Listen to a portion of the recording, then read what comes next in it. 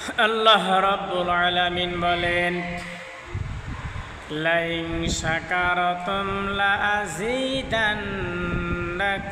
ওয়া লাইন কাফারতুম ইন্না আযাবি লাশাদীদ।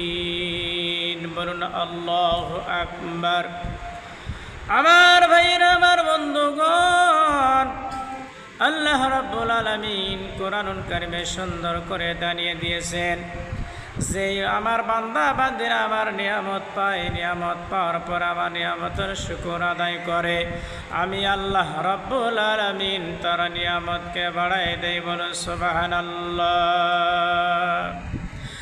আর আমার নিয়ামত পাওয়ার পরে যারা আমার নিয়ামতের অস্বীকার করে, নাফরমানি করে, তারা নিয়ামতকে আমি ছিনিয়ে নেই, উঠে নেই। ইন্না আযাবি লাশাদীদ,